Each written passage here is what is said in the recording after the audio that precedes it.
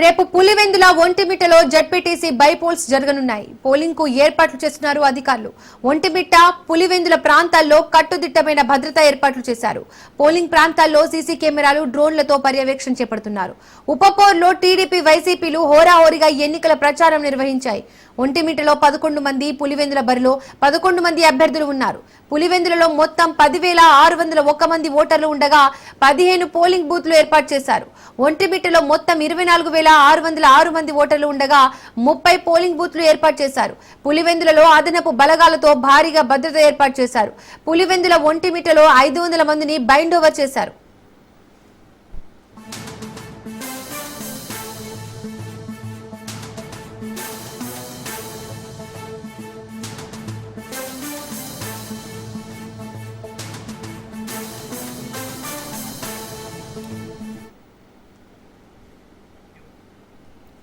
రేపు Pulivendula, ఒంటిమిట్టలో ZPTC bypolls జరగనున్నాయి. Polling కు ఏర్పాట్లు చేస్తున్నారు అధికారులు.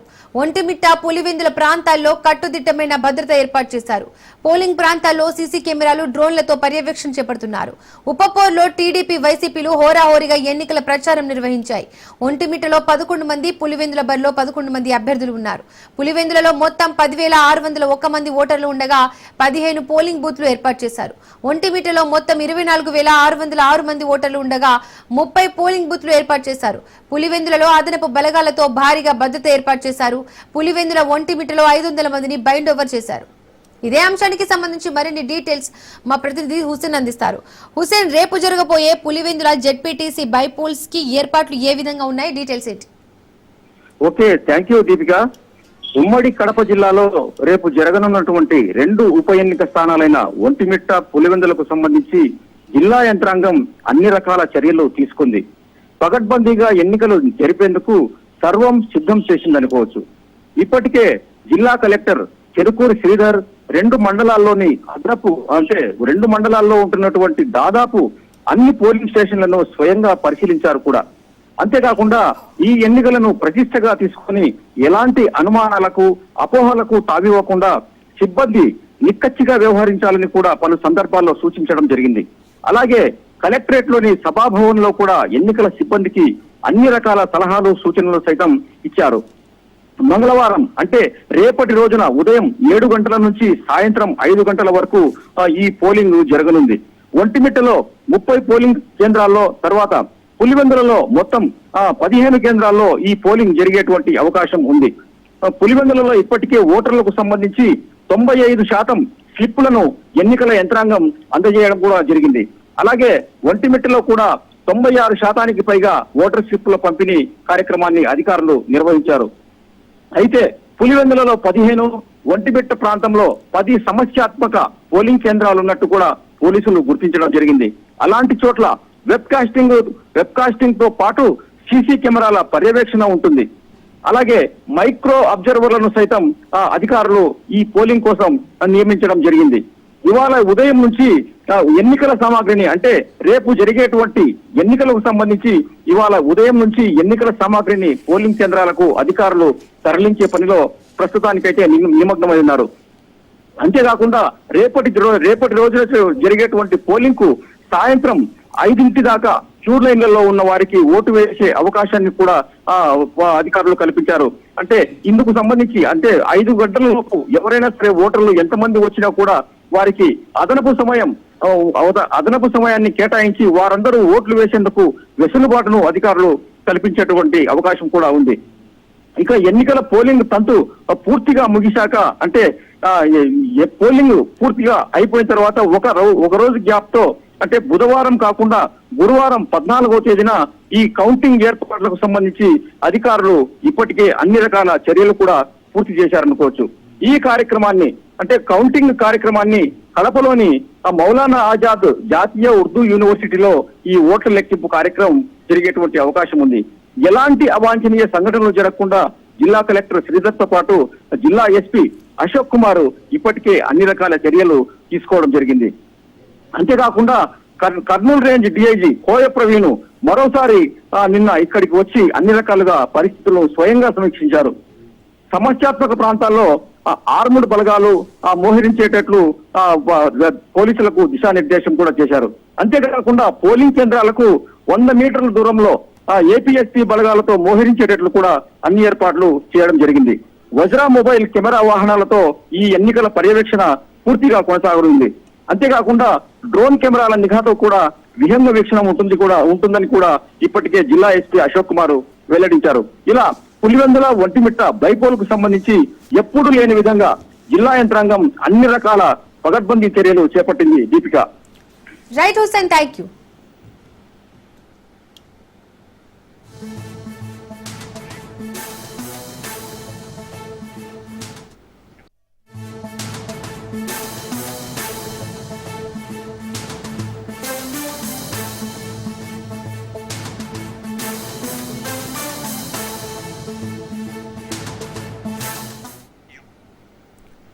ఆడదాం ఆంధ్ర కార్యక్రమంపై విజిలెన్స్ విచారణ ముగిసింది. ఇవాళ ప్రభుత్వానికి విజిలెన్స్ అధికారులు నివేదిక ఇవ్వనున్నారు.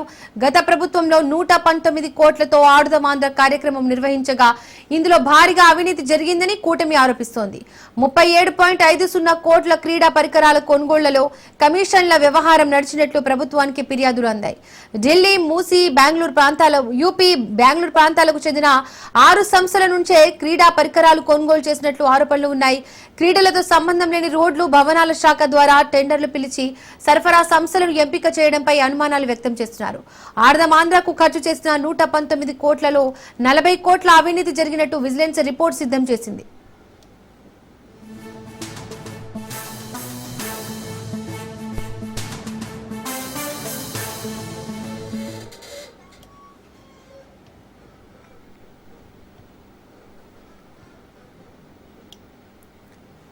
ఆడదాం ఆంధ్ర కార్యక్రమంపై విజిలెన్స్ విచారణ ముగిసింది. ఇవాళ ప్రభుత్వానికి విజిలెన్స్ అధికారులు నివేదిక ఇవ్వనున్నారు. గత ప్రభుత్వంలో 119 కోట్లతో ఆడదాం ఆంధ్ర కార్యక్రమం నిర్వహించగా ఇందులో భారీగా అవినీతి జరిగిందని కూటమి ఆరోపిస్తోంది. 37.50 కోట్ల క్రీడా పరికరాల కొనుగోళ్లలో కమిషన్ల వ్యవహారం నడిచినట్టు ప్రభుత్వానికి ఫిర్యాదులు అందాయి. ఢిల్లీ, యూపీ, బెంగళూరు ప్రాంతాలకు చెందిన 6 సంస్థల నుండే క్రీడా పరికరాలు కొనుగోలు చేసినట్లు ఆరోపణలు ఉన్నాయి. క్రీడలతో సంబంధం లేని రోడ్లు, భవనాల ద్వారా టెండర్లు పిలిచి సరఫరా సంస్థలను ఎంపిక చేయడంపై అనుమానాలు వ్యక్తం చేస్తున్నారు. ఆడదాం ఆంధ్రకు ఖర్చు చేసిన 119 కోట్లలో 40 కోట్ల అవినీతి జరిగినట్టు విజిలెన్స్ రిపోర్ట్ సిద్ధం చేసింది. రైట్, ఇదే అంశానికి సంబంధించి మరిన్ని డీటెయిల్స్ మా ప్రతినిధి క్రాంతి అందిస్తారు. క్రాంతి, ఆడదాం ఆంధ్రలో జరిగిన అవినీతికి సంబంధించి విజిలెన్స్ రిపోర్ట్ కి సంబంధించి డీటెయిల్స్ ఏంటి? Good morning Deepika. గత ప్రభుత్వ హయాంలో ఆడదాం ఆంధ్ర కార్యక్రమం నిర్వహించారు. దానిలో పెద్ద ఎత్తున అవకతవకలు జరిగినాయని కూటమి ప్రభుత్వం ఏర్పడిన తర్వాత అసెంబ్లీ వేదికగా కొంతమంది ఎమ్మెల్యేలు కోరిన నేపథ్యంలో ప్రస్తుతము విజిలెన్స్ విచారణకైతే ఆదేశించడం జరిగింది. అయితే అటు ఆడదాం ఆంధ్ర అవినీతి పైన విజిలెన్స్ విచారణ పూర్తయినట్టు కూడా తెలుస్తుంది. ఈ రోజు ఆంధ్రప్రదేశ్ ప్రభుత్వానికి ఆ నివేదిక విజిలెన్స్ కు సంబంధించి ఒక నివేదికను సమర్పించనున్నారు. ఆడదాం ఆంధ్రలో సుమారు 40 కోట్ల మేర నిధులు దుర్వినియోగమైనట్టు కూడా విజిలెన్స్ విభాగం అటు నిగ్గు తేల్చినట్టు కూడా కొంతమేర సమాచారం అందుతున్న నేపథ్యంలో ఆ నివేదిక పరిశీలించిన అనంతరము కేసు నమోదు చేసే అవకాశం కూడా తెలుస్తుంది. గత వైసీపీ ప్రభుత్వ హయాంలో ఈ కార్యక్రమానికి సంబంధించి దాదాపు 47 రోజులు 100 కోట్ల ఖర్చు చేసినట్టు కూడా అధికారులు గుర్తించారు. గత వైసీపీ ప్రభుత్వ హయాంలో 2023 డిసెంబర్లో ఆడదాం ఆంధ్ర క్రీడలను అయితే ప్రారంభించడం జరిగింది. అయితే ఆ పథకానికి సంబంధించి 125 కోట్ల నిధుల్ని కేటాయించింది అప్పటి ప్రభుత్వం. ఆడదాం ఆంధ్రలో అవకతవకలు జరిగాయని విచారణ జరపాలంటూ కూటమి ప్రభుత్వం అటు ఏర్పడిన తర్వాత అసెంబ్లీ వేదికగా పలువురు ఎమ్మెల్యేలు కోరడంతో ప్రస్తుతం ప్రభుత్వము విజిలెన్స్ అధికారులు అయితే నియమించడం జరిగింది. విచారణ చేపట్టిన అధికారులు కొంత సంచలనమైన విషయాలు బయటపెట్టినట్టు కూడా కొంతమంది సమాచారం అందుతుంది. కొన్ని జిల్లాల్లో కలెక్టర్లు ఆడదాం ఆంధ్ర కోసం అదనంగా నిధులు కేటాయించినట్టు కూడా విజిలెన్స్ విచారణలో కొంత సమాచారం సేకరించినట్టు కూడా తెలుస్తుంది. పబ్లిసిటీ కోసం ఆయా వస్తువుల పైన బ్రాండెడ్ స్టిక్కర్లు అంటించడం, క్రీడాకారులకు నాశనకం కిట్లు సరఫరా చేసినట్టు కూడా దర్యాప్తులో వెల్లడైనట్లు కూడా తెలుస్తుంది. అయితే విద్యార్థులుగా కూడా గతంలో వైసీపీ కార్యకర్తలని ఎంపిక చేసినట్టు కూడా అధికారులు గుర్తించినట్టు కూడా కొంతమంది సమాచారం ఉంటున్న నేపథ్యంలో అప్పటి సీఎం ఉన్న జగన్మోహన్ రెడ్డి హయాంలో 47 రోజుల్లో 100 కోట్లు ఖర్చు చేసినట్టు అధికారులు కొంత చెప్తున్న నేపథ్యంలో కొత్త స్టాఫ్ చైర్మన్ అంటే కూటమి ప్రభుత్వం ఏర్పడిన తర్వాత నూతనంగా స్టాఫ్ చైర్మన్ ఛార్జ్ తీసుకునే లోపే కొంతమంది అధికారులు గతంలో సంబంధించిన ఆడుదాం ఆంధ్రాకు సంబంధించిన వివరాలు డిలీట్ చేసినట్టు కూడా ఈ విజిలెన్స్ విచారణలో అధికారులు పేర్కొన్న పరిస్థితి అయితే ఉంది. అప్పటి క్రీడా మంత్రిగా ఉన్న రోజా ఆమె సోదరుడి పాత్ర పైన ఆధారాలను కూడా విజిలెన్స్ విభాగం సంపాదించినట్టు కూడా తెలుస్తుంది. అలాగే అప్పటి శాప్ చైర్మన్ గా ఉన్న బైరెడ్డి సిద్ధార్థ రెడ్డి పైన కూడా కొంత పెద్ద ఎత్తున ఆరోపణలు వస్తున్న నేపథ్యంలో నివేదికలో పలు ఆధారాలతో కూడిన దానికి సంబంధించి ఆధారాలను కూడా అధికారులు పొందుపరిచినట్టు కూడా కొంతమేర సమాచారం అందుతున్న నేపథ్యంలో ఈ రోజు విజిలెన్స్ అధికారులు నివేదికని పరిశీలించిన అనంతరం ప్రభుత్వము ఏసీబీ సంబంధించి ఈ కేసును అప్పగించే అవకాశం అయితే కనిపిస్తుంది. అటు ప్రభుత్వం పరిశీలించిన తర్వాత దానిలో జరిగిన అవినీతి మేరకు ఈ కేసుని ఏసీబీకి అప్పగించే పరిస్థితి అయితే కనిపిస్తుంది. Deepika, thank you Kranthi.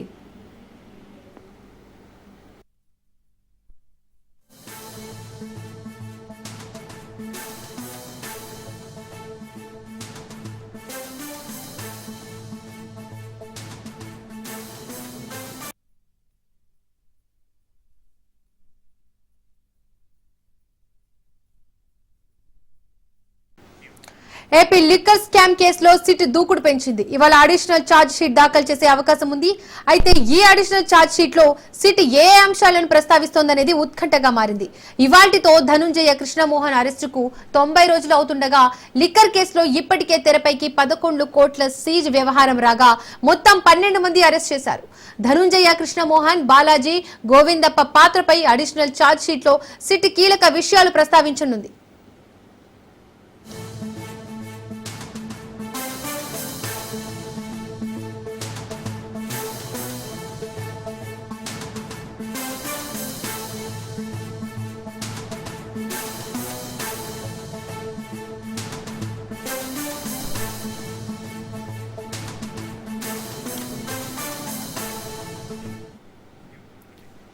AP liquor scam కేసులో సిట్ దూకుడు పెంచింది. ఇవాళ అడిషనల్ ఛార్జ్ షీట్ దాఖలు చేసే అవకాశం ఉంది.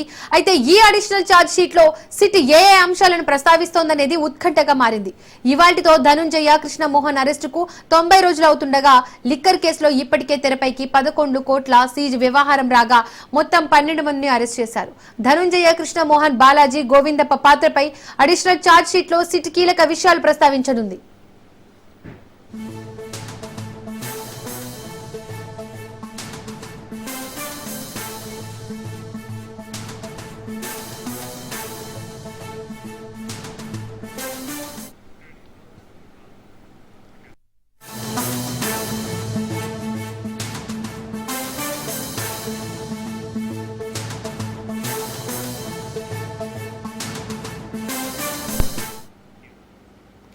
బెట్టింగ్ యాప్స్ ప్రమోషన్స్ కేసులో ఈడీ తన విచారణను వేగవంతం చేసింది. ఇవాళ ఈడీ విచారణకు హీరో రానా హాజరు కానున్నారు.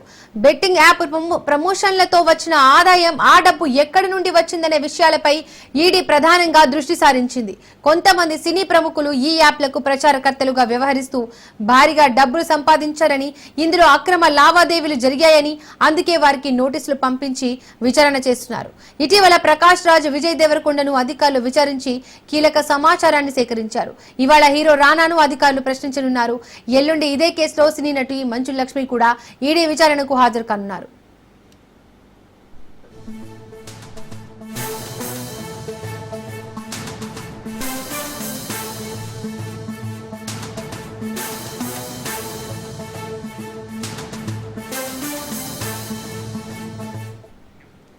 బెట్టింగ్ యాప్స్ ప్రమోషన్స్ కేసులో ఈడీ తన విచారణను వేగవంతం చేసింది. ఇవాళ ఈడీ ఎదుటకు హీరో రానా హాజరు కానున్నారు. బెట్టింగ్ యాప్ ప్రమోషన్లతో వచ్చిన ఆదాయం, ఆ డబ్బు ఎక్కడి నుండి వచ్చిందనే విషయాలపై ఈడీ ప్రధానంగా దృష్టి సారించింది. కొంతమంది సినీ ప్రముఖులు ఈ యాప్లకు ప్రచారకర్తలుగా వ్యవహరిస్తూ భారీగా డబ్బులు సంపాదించారని, ఇందులో అక్రమ లావాదేవీలు జరిగాయని అందుకే వారికి నోటీసులు పంపించి విచారణ చేస్తున్నారు. ఇటీవల ప్రకాష్ రాజ్, విజయ్ దేవరకొండను అధికారులు విచారించి కీలక సమాచారాన్ని సేకరించారు. ఇవాళ హీరో రానాను అధికారులు ప్రశ్నించనున్నారు. ఎల్లుండి ఇదే కేసులో సినీ నటి మంచు లక్ష్మి కూడా ఈడీ విచారణకు హాజరు కానున్నారు. ఇక ఇదే అంశానికి సంబంధించి మరిన్ని డీటెయిల్స్ మా ప్రతినిధి రత్నకుమార్ అందిస్తారు. రత్నకుమార్, ఈడీ విచారణకు ఇవాళ హీరో రానా హాజరు కానున్నట్లు తెలుస్తోంది. అతనిపై ఏ యాప్స్ కి సంబంధించి కేసులు నమోదు చేశారు? రానా దీనిపై ప్రీవియస్లీ ఏమైనా స్పందించారా? ఈడీ విచారణలో ఏ ప్రశ్నలు అడిగే అవకాశం ఉంది? బెట్టింగ్ యాప్స్ కేసులో ఇప్పటికే రాణా మీద ఈటీఆర్ నమోదు చేశారు ఈడీ అధికారులు. ఎప్పుడైతే అతని మీద హైదరాబాద్ పరిధిలో కేసులు నమోదయ్యాయో బెట్టింగ్ యాప్స్ ప్రమోషన్ కు సంబంధించి తన యొక్క పాత్ర అనేది ఉన్నట్లు ఐడెంటిఫై చేసిన తర్వాత, ముఖ్యంగా తను చేసినటువంటి యాడ్స్ కు సంబంధించి ఆ ప్రమోషన్స్ ప్రచార వీడియోలు అవన్నీ కూడా వెలుగులోకి వచ్చిన తర్వాత వీటన్నిటిని బేస్ చేసుకుని అతని మీద కేసు ఫైల్ చేయడం జరిగింది. 2 పోలీస్ స్టేషన్లలో హైదరాబాద్ 2 కమిషనరేట్ల పరిధిలోని పోలీస్ స్టేషన్లలో కేసులు నమోదయ్యాయి.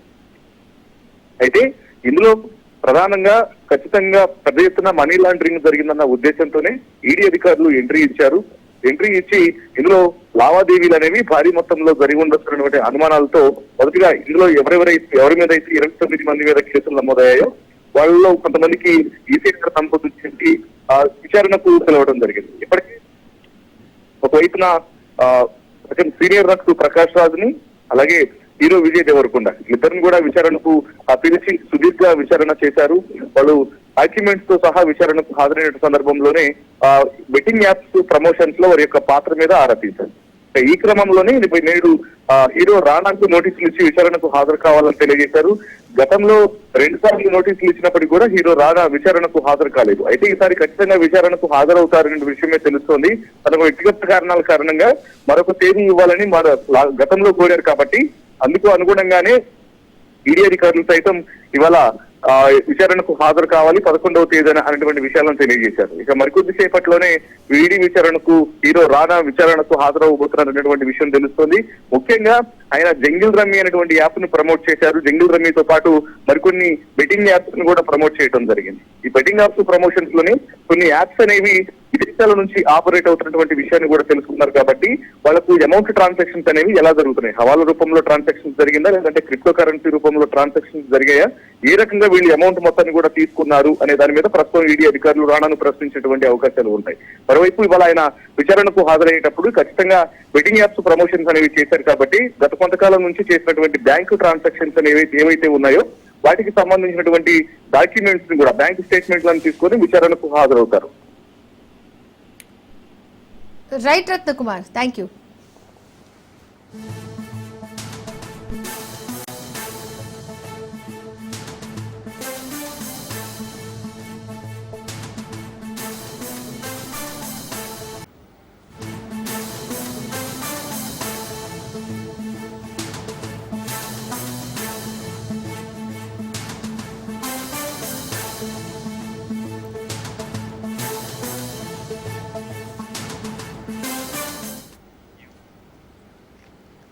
ఇవాళ ఢిల్లీలో ఇండియా కూటమి ఎంపీల ర్యాలీ కొనసాగనుంది. రాహుల్ నేతృత్వంలో పార్లమెంట్ నుండి ర్యాలీ నిర్వహించనున్నారు.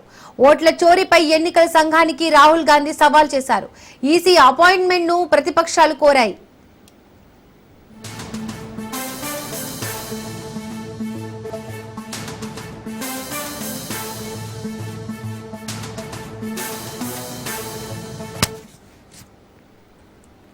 డిజిటల్ ఓటర్ల జాబితాను విడుదల చేయాలన్న తన డిమాండ్ కు ప్రజల మద్దతు కూడగట్టేందుకు ఓట్ చోరీ పేరుతో నేడు ఒక వెబ్సైట్ ను ప్రారంభించారు. దేశంలో ఓట్ల దొంగతనం జరుగుతోందని, దానిని అడ్డుకోవడానికి ప్రతి ఒక్కరూ మద్దతు ఇవ్వాలని ఆయన పిలుపునిచ్చారు.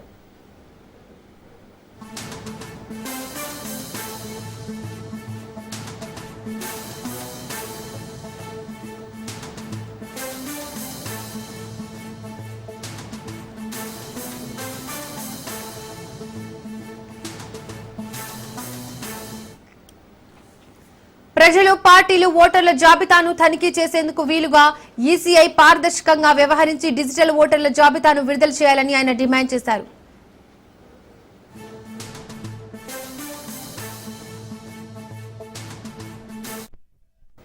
ఇక దీనికి సంబంధించి మరిన్ని డీటెయిల్స్ మా ప్రతినిధి రాజు అందిస్తారు. రాజు,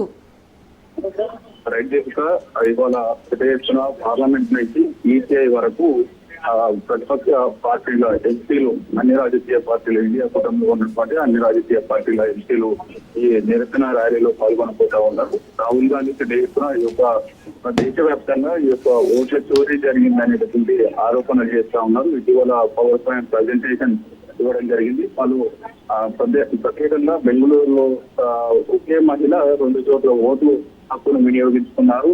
శకున్ రాణి అనేటటువంటి మహిళ ఈ యొక్క 2 చోట్ల ఓటు హక్కును వినియోగించుకోవడం, దాంతో పాటుగానే పలువురు ఒకే ఇంటి నెంబర్ 0 అనేటటువంటి ఇంటి నెంబర్ కలిగి ఉండడం, మరోవైపు తండ్రి పేర్లు తప్పుగా ఉండడం, ఇటువంటి ప్రధానంగా 5 రకాల ఓటర్ జాబితాలో ఉన్నటువంటి మోసాలను ఆయన పవర్ పాయింట్ ప్రజెంటేషన్ ఇండియా కూటమి ఎంపీలకు ఇవ్వడం జరిగింది. దీనిపైన పెద్ద ఎత్తున దేశవ్యాప్తంగా క్యాంపెయినింగ్ చేసేందుకు కాంగ్రెస్ పార్టీ సిద్ధమైంది. అందుకు సంబంధించి ఇప్పటికే ఓట్ స్టోరీ అనేటటువంటి వెబ్సైట్ ను పూర్తి స్థాయిలో ఏర్పాటు చేసినటువంటి పరిస్థితి ఉంది. డిజిటల్ ఓటర్ జాబితాను కూడా అందుబాటులో ఉంచాలి అనేది కూడా రాహుల్ గాంధీ చేస్తున్నటువంటి డిమాండ్ గా కనిపిస్తా ఉంది. ప్రజలకు పారదర్శకంగా ఉండే విధంగా ఈ యొక్క డిజిటల్ ఓటర్ లిస్ట్ ను బయట పెట్టాలి అనేటటువంటి అంశాన్ని కూడా ఆయన లేవనెత్తుతున్నటువంటి పరిస్థితి అయితే ఉంది. ప్రధానంగా దీనికి మద్దతులో కూడగట్టేందుకు కూడా ఒక ఓట్ స్టోరీ అనేటటువంటి వెబ్సైట్ ను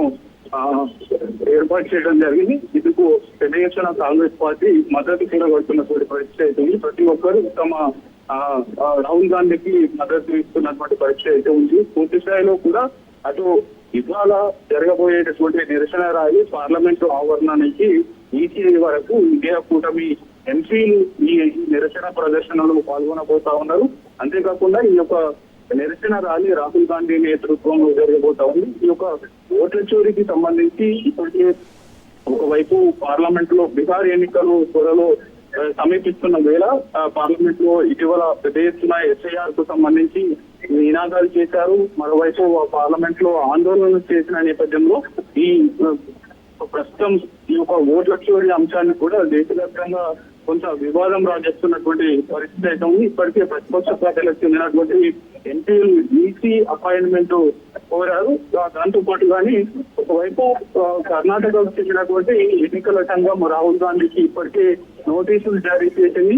అందుకు సంబంధించి కూడా పూర్తి స్థాయిలో డేటాను సమర్పించాలి, మీ దగ్గర ఉన్నటువంటి ఆరోపణలకు సంబంధించినటువంటి ఆధారాలను సమర్పించాలి, లేదంటే ఎన్నికల సంఘానికి క్షమాపణలు చెప్పాలంటూ కూడా నోటీసులు జారీ చేసిన నేపథ్యంలో రాహుల్ గాంధీ డోస్ చేయడానికి సిచ్యువేషన్ అయితే కనిపిస్తా ఉంది. పూర్తి స్థాయిలో కూడా ఆయన పట్టుబడుతున్నటువంటి అంశం ప్రధానమైంది. డిజిటల్ ఓటర్ల జాబితాను వెంటనే ప్రజలకు అందుబాటులో ఉంచాలి అనేటువంటి డిమాండ్ చేస్తున్నటువంటి పరిస్థితి.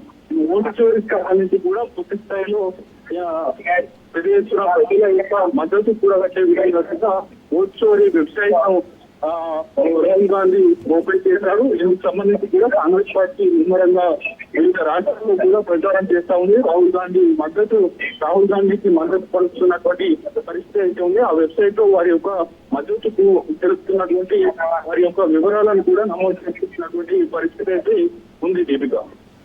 రైట్, థ్యాంక్ యూ రాజు.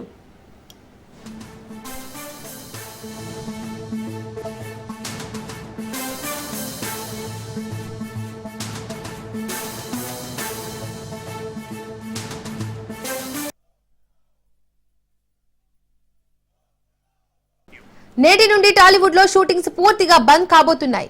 నిన్న జరిగిన చర్చల్లో ఫెడరేషన్ డిమాండ్స్ కు ఛాంబర్ ఒప్పుకోకపోవడంతో షూటింగ్లు బంద్ చేస్తున్నట్లు ప్రకటించింది ఫిల్మ్ ఫెడరేషన్. వేతనాల పెంపుకు సమ్మతించిన నిర్మాతలకు చెందిన సినిమాల షూటింగ్స్ కూడా బంద్ ప్రకటించారు. ఫెడరేషన్ కు సహకరించకుండా షూటింగ్స్ బంద్ చేయాలని నిర్మాతలకు ఫిల్మ్ ఛాంబర్ ఆదేశించింది. నేటి నుండి షూటింగ్స్ ఎక్కడికక్కడే నిలిచిపోనున్నాయి.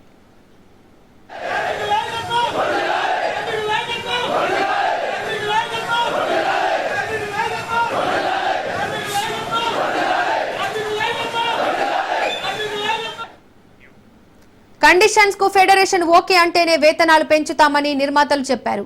30% వేతనాలు పెంచితేనే షూటింగ్ కు వెళ్తామని ఫెడరేషన్ నాయకులు చెబుతున్నారు. నిర్మాతలు చెప్పిన పర్సంటేజ్ విధానం తమకు అంగీకారం కాదని ఫెడరేషన్ కార్మికులు తేల్చి చెప్పారు.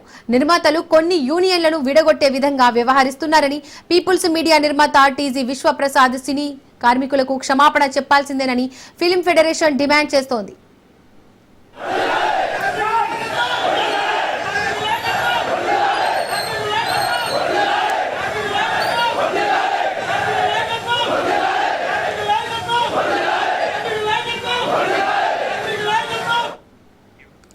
షూటింగ్స్ బంద్ నేపథ్యంలో ఇవాళ నిర్మాతలు ఫెడరేషన్ నాయకులతో తెలంగాణ సినిమాటోగ్రఫీ మంత్రి కోమటిరెడ్డి చర్చలు జరపబోతున్నారు. ఫెడరేషన్ నాయకులు ఇవాళ మధ్యాహ్నం మంత్రి కోమటిరెడ్డిని కలిసే అవకాశం ఉంది.